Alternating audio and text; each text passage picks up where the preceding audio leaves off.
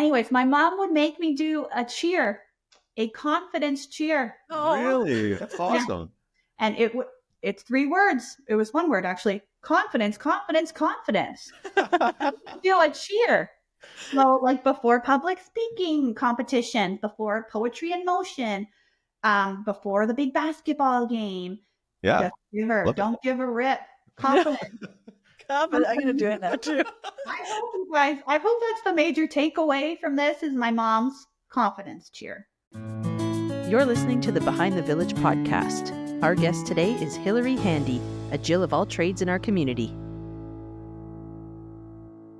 I am on a new journey of finding myself a second career, navigating a new season of life. In order to kind of touch on that, maybe I should go back in time a little bit. History of Hillary. All of my, I guess, previous life experiences have slowly built to this point. I am pursuing becoming a teacher, and my end goal is becoming a deaf and hard of hearing itinerant teacher, supporting students who are deaf and hard of hearing within the school system. But prior to this, I grew up, actually, I knew sign language from a young age. I have deaf family members. And my grandfather his name's Bob Rumble. He was a Toronto Argonaut, and he was also a pastor. He was a double whammy, and he would travel around to different churches, and a deaf church approached him and said, "Hey, you want to be our pastor?" And he's like, "I don't know sign language, but okay." So he eventually became the pastor of this deaf church. And through time and experience and exposure, him and my grandmother learned sign language and became a part of the deaf community. My dad and his siblings became fluent in sign language. Some deaf family members were adopted into the family, and then later deaf family members married into the family. So over time, our family grew and changed and was really heavily involved in the deaf community. So through that initial starting point, I can see the timeline of Hillary. Yeah.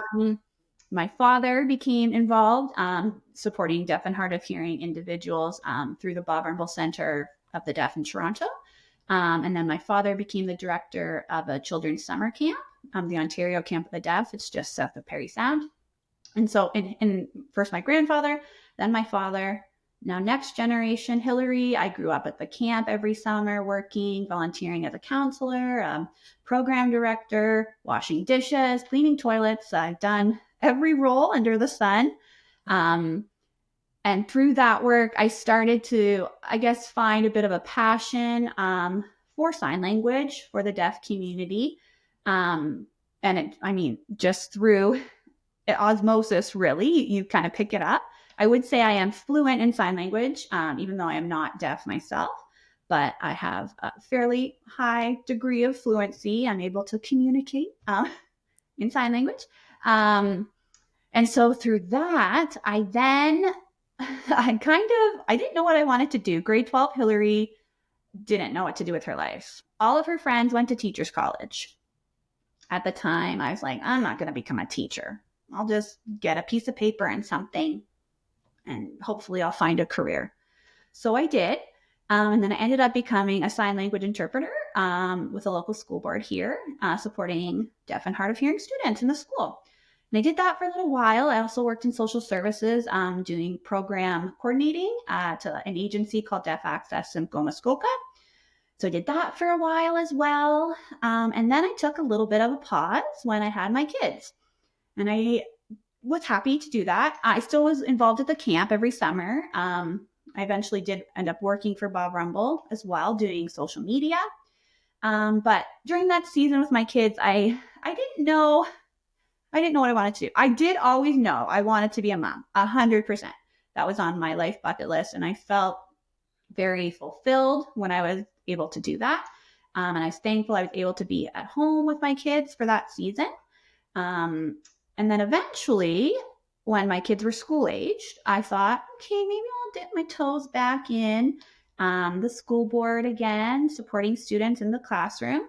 And so I did that. And I was able to do that at my children's school, which was also very special and magical and beautiful, to have a front row seat to their lives and meet their friends and their fantastic teachers.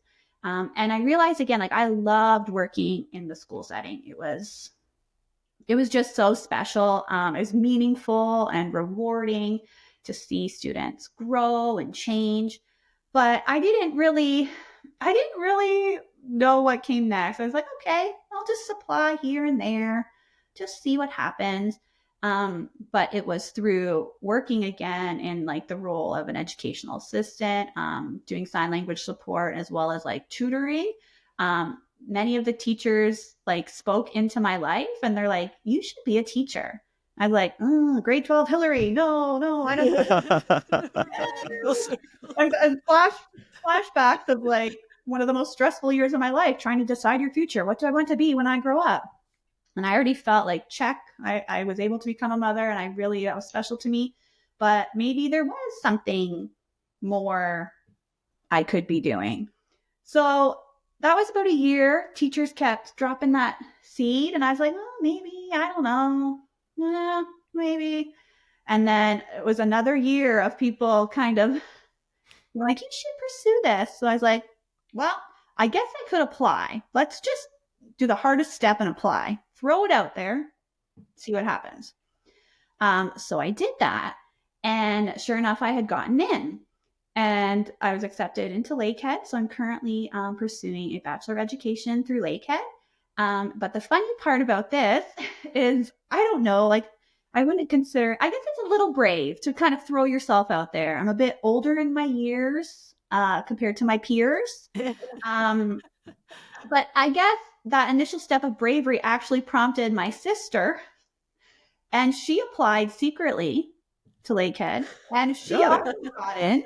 So this was a plot twist. So we actually both are going at the same time, pursuing the same new career. Oh, that's pretty awesome. That's really cool. I think it's 100% brave. It's the hardest thing to just jump into something, especially that, like you said, that first step of applying where you're just like, okay, I'm going to put it out there and see what happens or what comes of it. And I think that's hard. Yeah, I feel a lot of people find that terrifying. Like the idea of like, what if I get, because I think it happens all the time, right? Is like, if I go and try this, like, what if I get rejected? What if people don't want me? What if this is not what, I think that stops a lot of people from actually going through their lives in a way that they want to, right? So just to have that forethought or just have that ability to just say, you know what, I'm just gonna do it. I'm just gonna try it.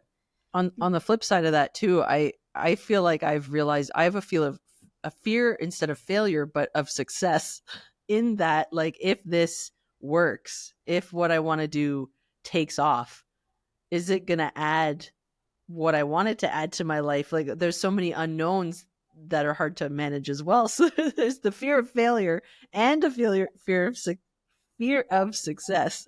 Well, that also brings me to another thing that I was going to sort of ask, but it's really related to that. But that idea of like, even though you are like, you just put it out there and you got in and stuff like that, did you have that thought is like, okay, so if I do get accepted or I do try to be a teacher or this does happen, how is it going to affect my life? Like, do I have the time to do it? Do I have the space to do it? Do I have, like all these kinds of things? Because that's pretty much what you were kind of saying, right? Yeah. Yeah, I mean, so there was lots of factors in this decision making. I don't want to seem like I'm like so flighty. I'm like, no. Wait, there's obviously a lot of consideration. So prior to this, I was actually doing some courses online to obtain like my it's like a graduate diploma in autism and behavioral sciences. So I was doing that online. I'm like, do I have the capacity? Do I still have a functional brain to complete assignments? So I did that kind of during those 2 years online. So I was still working and then seeing if I had the capacity to juggle working, being a mom and a human, and doing courses. And so I felt confident that like, yeah, I think I can do this. And thankfully also my husband has been very helpful. My family has been very helpful in like the childcare piece, getting the kids to and from school. Thankfully the schedule is currently very accommodating for me to always get home in time to get my kids after school. But those are factors, right? Like, will I have night classes? Will I never see my kids? There is a lot of chance that things won't line up.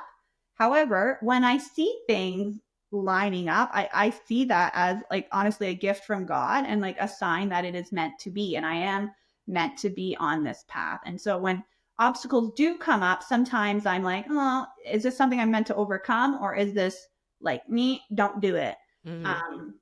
So thankfully, everything has seemingly lined up, but it was a lot of consideration. And in the end, I realized it's a big investment for our family collectively, like juggling all the things. But I am a momager, not a manager, a momager. I like I am that. a professional at juggling the things. Um, but I mean, sometimes the balls drop, and that's real life. But I felt like, I don't know, I was able to make it work. And so I rolled with it. I'm still currently rolling with it. But yeah, there definitely is challenges. It hasn't been like perfectly smooth and wonderful. Like, that's real. How does it feel to go through school again, right, as an adult? Because I think that's something that a lot of people don't, I don't know, you go through schooling or you go through university and stuff as you are a kid. You don't know any better. You just kind of are part of it. But how does it feel, or how does it, look like now as an adult coming back into the school system to get a degree? How's that different from, I guess, your experiences before? Yeah, so I've actually been very thoughtful about this. I'm always reflecting on it because when I think of grade 12 Hillary, having to check something and sign up for something, pursue a degree in what I literally knew nothing about anything. I have a psych degree. And I remember you being, 18 years old in like a sociology class and understanding how society works and like the world of work. And I'm like, I don't even have a real job. Like you're memorizing stuff for the sake of performing on a test. And I Yeah. remember cramming and like spending hours studying and writing notes and, absorbing and consuming information or regurgitating it for the sake of a grade. Whoop-de-doo. Like that didn't mean anything. It was important. It taught me a lot of life skills, but I didn't have the life skills going into it.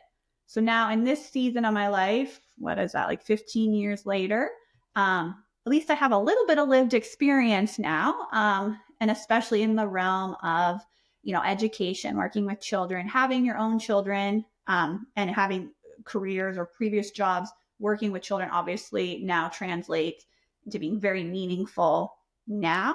But at least I feel like I have life experience now to draw on. And also like my perspective has changed. So before, like when you're 18, getting your undergrad, you're in college, university, whatever, you want that piece of paper. But to get there, you're working hard. You want A plus, 100% high grades so you can maintain your scholarships because you're so broke. And then, I mean, not saying I'm super rich now, but at least I have a little bit of disposable income to, finance this pursuit. So I'm able to like learn for the sake of learning. Like I'm actually retaining information that is, well, meaningful and relevant for the career. It's more, pointed versus your undergrad's a bit more, general and generic. But I feel like I'm able to learn because I want to learn. And I don't feel the pressure. Like, what do I do after grade 12? Well, you do some sort of degree or some sort of, college program, whatever. You do a something. But now I had the time to do maybe a little bit of a nothing. And now you kind of have a bit of a sense of where you're going. So my perspective has changed. I'm still a bit type A, a little bit anal. I still do want good grades, but at the end of the day, the grade doesn't matter. It's do I know this information? Will this translate to my job? Absolutely. That's the perspective shift I've noticed in myself. Yeah. I remember when I was in university, just like, I guess it always felt like to me that I did it because somebody else told me to, whether it's my parents, whether it's the teacher, whether it's, whatever. So I've heard a couple times, and you said it, like the idea of coming back to school now as an adult is like you're going in because you want to do it. Like, you have found that thing that you want to do, and it's clear, and you're going there because you want to learn. You want to do it. Not, you don't just get to learn, you want to learn, right? And I think there's a big difference there. I think so. That clarity, I think, makes a big difference. Like you were saying, when you're young and you don't know where you're going to go or what direction. Like, my degree's in theater production. It's like, and surprisingly, I use it right now. You are using it. You're using it. But it was 15 years later that I started using it. Like, there were 15 years where I really didn't touch it, but, that clarity. And I think, I wanted to ask too about that clarity, because you mentioned, teachers kind of planting those seeds for the better part of a year, going, you should get into this. When was that point, or what did it kind of feel like where you made that switch into that next phase that you're going to get into now? Like that little leap. Well, I think part of it was the decision being made for me. Am I capable of getting in? Was I successfully accepted or not? Like, that was obviously part of it. But there was, I think, just a natural season. All of this was kind of happening like in June. So like the public school year was winding down. So my job, my roles there were coming to a natural close. I have received the acceptance. So I'm like, okay, that's a sign. And then you having the summer to kind of take a bit of a breather. That really, I guess, gave me the time to say, yes, I am doing this. And then logistically, how can that work? Is my husband able to rearrange his schedule? Is my mom able to come and help? So I think having the literal gift of time to mull it over and then come up with the logistics, that was a moment of clarity and peace and feeling yep, this is the right decision. So I want to talk about a little bit about that. I want to get into the idea of how managing time, right? Especially as an adult where everything is crazy. I want to get into that as well because we touched on it. But before that, I want to kind of talk about this thing that you mentioned about how, the stars are aligning, or this is a sign, right? This is the right thing to do, or this is how does that look like, or how does it feel like? Because I think a lot of people that go through life miss opportunities just because they're not looking at it, right? They are just running through life, or they're just trying to get from 9 to 5 to their job, all the way to going back to their home, doing whatever it is, trying to rest, going to sleep, and then doing it all over again. That you kind of tend to miss these ideas of what are signs, right? And when obstacles come in, you mentioned something about how when obstacles come in or things are happening, you can stop and pause and think, okay, so is this an obstacle that I actually want to overcome, or is this something that I want to is not something that's not worth it, or is not worth paying attention to. So, tell me a little bit about how that feels like, or what you consider the signs to be, if you will. Well, I mean, I guess for every person, it's a bit different. I'm a person of faith, and I believe that God is in control of our lives. We have the ability to exercise free will. But I do think that there is a purpose and a plan for each of our lives. And along the way, things will change, and that's okay. You have to just roll with it. But in the same breath, I do think things do come up, and you have to be sensitive to that prompting from above. And are you meant to do something or not? I don't know. Every day I question myself, I'm like, what am I doing? So I don't have it all figured out. Absolutely, I do not. But I can see times in my life where things have seemingly landed in my lap. And so I just kind of take that as a sign. I've been gifted jobs on a silver platter. And then you have opportunity, and then you have to consider the pieces around it, the moving parts around it. But I feel more often than not, I'm if something is right here, gifted to me in front of me, I would be a fool not to do it. And I've also kind of had this, I don't know, my mom always is well, why? Why not? What's the worst case scenario? Worst case scenario, you say no. Or with job opportunities, my mom would always say, well, you're interviewing them. Do you want to work there? Is that meant for you? Like, they're not interviewing you. You are deciding if you want to work there. So I kind of always had that in the back of my head too, that just give her. What's the worst that could happen? Like, I don't know. I feel like over time, like, I have lots of embarrassing, ridiculous things happen to me constantly that I have like no shame, maybe. So I'm just like, just give her. And then the worst case, you just say no, or someone says no for you. And then, like, that's a closed door. So I think maybe closed doors are more obvious than like open doors. But if things are presented to you, if things land in your lap, I just say yes. I think I'm a yes man. I just like give her, which can be detrimental with boundaries and such, I'm sure. But I'm just like, why not? Like, if you have the chance to do something, do something. Yeah. 100%.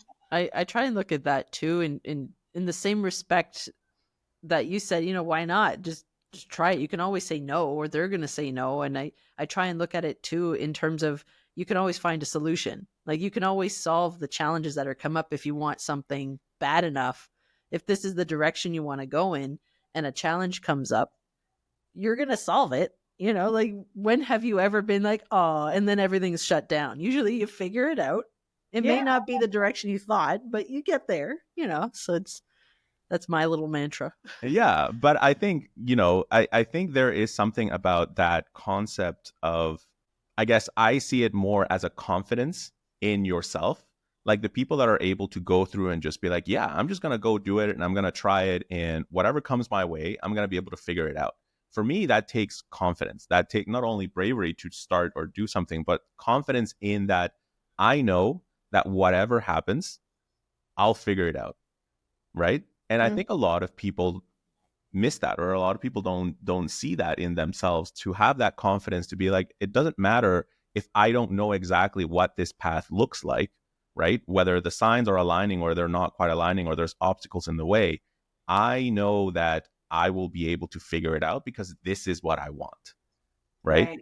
And that takes a lot of confidence in yourself, I think. Mm-hmm. I think, okay, my mom would be remiss if I did not mention this. Hi, Mom. Okay, so let's rewind back in time. Young Hillary, grade 5 and 6, so squirrely, so awkward. My teeth are growing in weird, or like prepubescent, like just so squirrely. Anyways, my mom would make me do a cheer, a confidence cheer. Really? That's awesome. Yeah. And it's 3 words. It was 1 word, actually. Confidence, confidence, confidence. Do a cheer. So, like, before public speaking competition, before poetry in motion, before the big basketball game, I had to do the cheer. And literally, she made me do it the other day. I was like, not doing it, Mom. Like, do it. Like, I'm not. And then I was like, fine, confidence, confidence, confidence. So what I'm trying to get at, thank you, Mom, for the confidence here. Yeah. But also, I think you need to come from a place of like shame reduction, like, and vulnerability, and know, like, things are hard, but you can do it. Like, you just got to push yourself and overcome that, I don't know, the sense of shame and embarrassment. And like, honestly, one of my like life phrases is like, who gives a rip? Like, honestly, like, I don't give a rip. You'd be surprised, because it's true. Like, how many times do we talk about is like, oh, I wonder what people are going to think if we do this or we try this and stuff like that. And it's like, that's just us talking about this. Like, people aren't going to care as much as you think they're going to care about. So you just go do it. Like, do it. Yeah. Yeah. Just give her. Don't give a rip. Confident. Confident. I'm going to do it now too. I hope that's the major takeaway from this, is my mom's confidence cheer. I love it. That's awesome. It's really cool. It's nice too, because even in your little story you taught, you're like, I'm not doing it, and but it's just like, you got to rally, right? And it gives you just a little bit, even if you don't want to. You're just like, okay, here we go. And having a hype squad, I think, helps.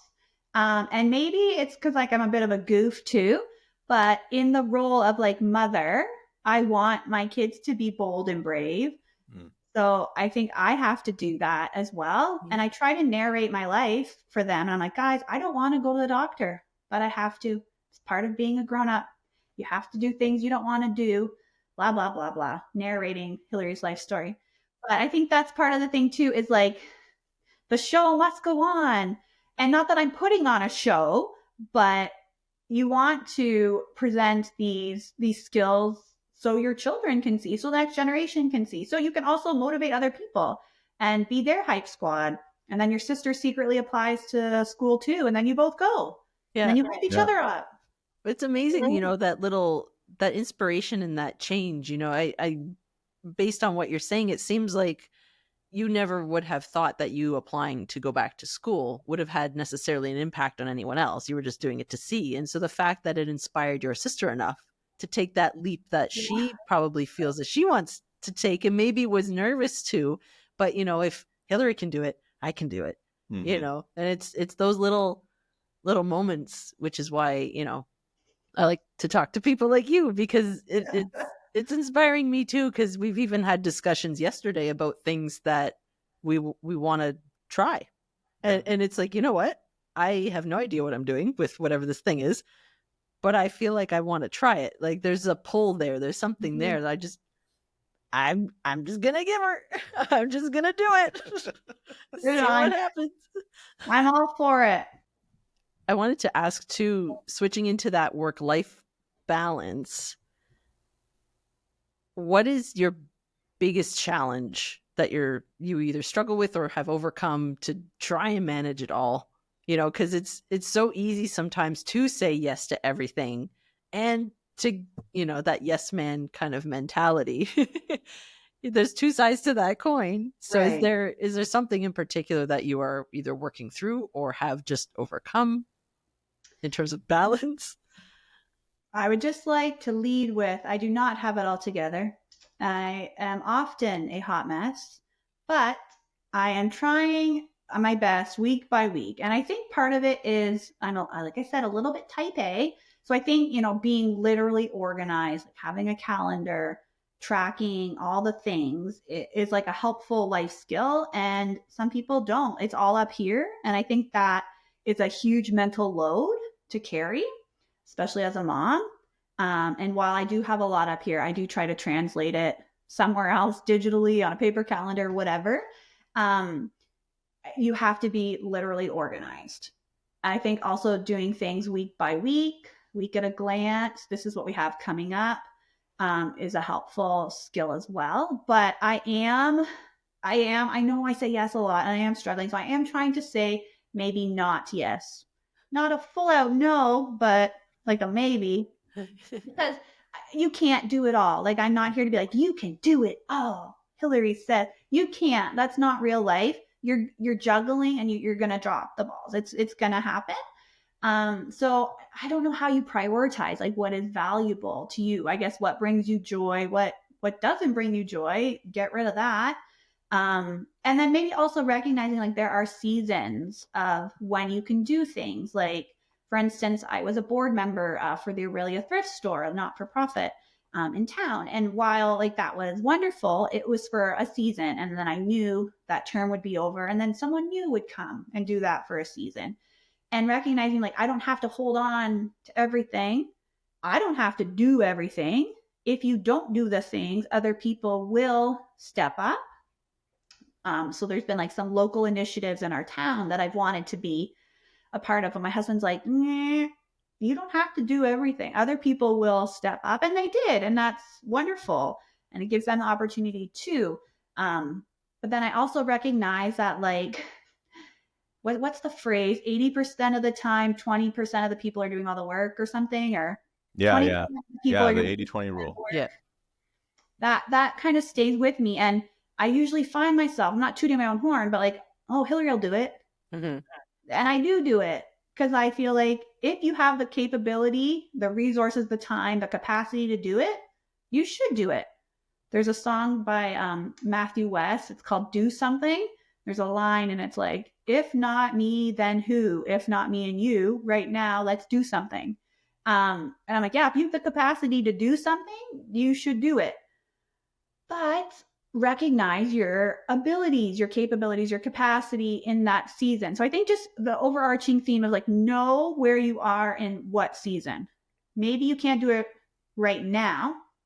Maybe later you could, or maybe it's not meant to be, like you shouldn't add to your load. So I don't know. Am I good at juggling the things? Currently, I'm making it happen, but there are there are detriments, there are risks to trying to juggle it all. Like my sleep lately has been garbage. Look at the bags under my eye. I feel stressed. Like I get knots in my shoulders. Like if anyone wants to come, like give me a massage. Like there's cost to these things, right? And you just have to constantly be, I guess, self-aware what is valuable for you, for your family, and then managing what time you have. Because time is our most like precious commodity. Absolutely. Right? So yeah. I think I read something interesting related to the idea of cost, that regardless of what we do, good or bad, indifferent, doesn't matter, but there's always going to be a cost attached, whether it's your time, your energy, your sleep, your sanity. With all the things that you're choosing and saying yes to, is identifying what the cost is to it, or the reverse, like saying no, what is it going to cost me? And if you're aware of it and you're okay with it, then great. But identifying what that is helpful. And so that's something I'm trying to implement. Be like, okay, if I want to do this thing, this is what's going to take. This is what it's going to cost me. So I think there's something to say about the idea that the way that you mentioned, like, I don't have it all together, right? And I think everybody is in that camp. Like, that's just how life is. A lot of people, try to kind of tell you the story of that, oh, if you put everything on a calendar, if you do this, this, and this, or if you, whatever, you're gonna be able to do it all, right? But the reality of life, like you mentioned, is that you're not going to be able to do it all. Your life is always going to feel messy, for lack of a better term, because there's so many things that are happening in your life. Like, especially nowadays in the current world that we live in, there are so many things that are constantly changing, that are constantly moving. Technology is evolving so quickly that, there is a certain level of acceptance that this is just what it is, and I'm just juggling the best way that I can, and this is how I am figuring things out, right? And I hope that other people can do that too, because I really enjoy the concept of seasons, because it's right. Not everything in your life is always going to be sunshine and rainbows. There are seasons that are going to be harder than others, because the world is not linear, right? Like, it goes up and down. So you have to, it's being okay with that. It's being aware, being okay with that, right? Yeah. And writing that. With that, like, give yourself grace. Like, I dropped the ball, man. Sorry about that. Like, just give yourself grace, and other people will extend it too. Because, if somebody came up to you and said, I'm struggling with this, you'd be very sympathetic and kind and like, yes, let's work together to solve this problem. But like, we are our own worst critics, and like that notion of self-compassion, we don't do it to ourselves. Like, oh, I'm an idiot. Why did I do that? Right? Like, you would never talk to your friend that way. So why do you do that to yourself? No. So just being, I don't know, grace and compassion to yourself for when you do drop the ball, because you are going to. That's okay. That's okay. It happens. Yeah. And it's true. And it's something I talk about often. And I just spoke about it with someone else today, is the idea of those seasons, that nothing lasts forever either. And the ability to extend that help to others if you have the capacity, but also to ask for help. Again, what's the worst that can happen by asking? Yeah. So. They say no, and then you pivot, and then you figure out another way. And then you figure it out. And then, yeah, it's just, I love the idea of things working out. Things are going to be what they're going to be. And it's difficult because I'm not comfortable in that space, but it's fascinating for me to, like you did, think back over past Hillary and, all these things that led to where you are now, and that will contribute to your path going forward. I think is really cool. Mm-hmm. And all these decisions that you've made, or paths that you took to get you to a certain point, I think that's cool to reflect on. But That's why I like keeping a journal. Like I write all the time, but it's really interesting to see your past self or how you were thinking before, and then looking at it back now. It's like, oh, that wasn't that big a deal, or it wasn't as big a deal as I thought it was, or like, you know, I was clearly not thinking straight at the time because look, there was just something like, you know, right next to it that I didn't see it. Right? Hindsight is what allows you to see, oh, I could have done this or that better, but you have to go through it first, right? And you have to be okay with going through it and making the mistakes, because that's how you'll know looking back. Yes, I recently found grade 5 diaries and I read them with my daughter and we were like laughing, crying. They were so absurd. I was like, I can't believe Scott was dancing with her at the dance. And I was like, you think, again, okay, I know this is a little ridiculous, but like at the time in grade 5, like that's just devastating. I know, the world was ending. Yeah. And I wrote it down because I was so mad about it. So yes, I would agree. It is a wonderful way, like mindfulness, and like gratitude to like look back and be like, whoa, this was hard at the time, but it didn't last forever. And those are things like I do try to tell myself. Like when I was working at the school, there was one teacher and she would say, you can do hard things. And like the other day I was like, I can do hard things. Like I'm using those like affirmations as an adult. They're meant for children, but you do it as an adult. And just, telling yourself like nothing will last forever. Pain won't last forever. And you can do hard things. What advice do you have for someone who wants to pursue their dreams, but feels overwhelmed with where they are at the moment, right? Like going back to that example that I kind of mentioned before, you're going through the motions, you're waking up, going to your 9-to-5 job, coming back, going to sleep, doing it all over again, right? Doesn't feel like there's time, doesn't feel like there's the energy to do it. What advice would you give to someone that just get started? I would say just be brave and do the first step. It's like what Anna says in Frozen 2, do the next right thing. But actually, like, I think just the bravery piece, just like, why not? Just try. Take the small little steps. If you're thinking about going back to school, committing to a full-time schedule is a big deal. But doing one course online instead of watching Netflix all night, come home and work on your course, right? Mm-hmm. That's what I tried to do to build the stamina, because it is hard. It's a big adjustment. Like I'm not able to work in the same capacity this year that I was before. So you have to be willing to like make a major shift, but you can do it one small little piece at a time. So take one course online, update your resume. Take 5 minutes and update your resume. That's very non-threatening. You're not applying, just having your resume ready, just in case something pops up.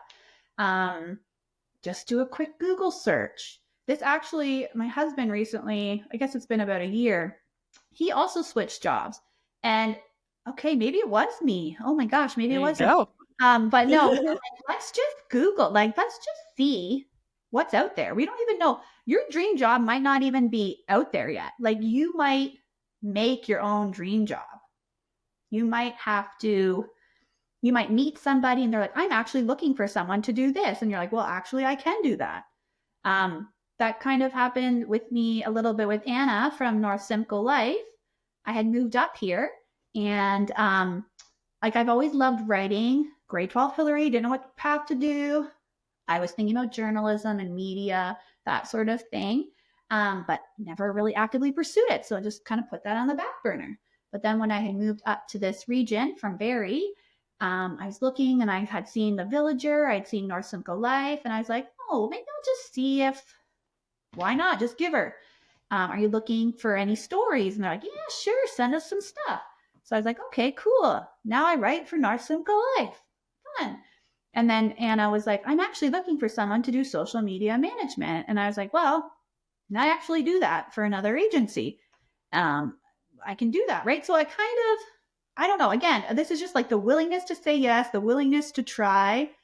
Opportunities landing in your lap. Do you take it? Do you not? I guess this is a common theme of my life. Now that I'm like, thinking back. This is a common theme. I guess just the willingness to try is something I would tell people as well. Like, be open to opportunities, but they don't have to be massive. You don't have to commit to a full-time academic schedule in post-secondary. You don't have to accept the first job that comes your way, but you can do small things along the way to work up to that point.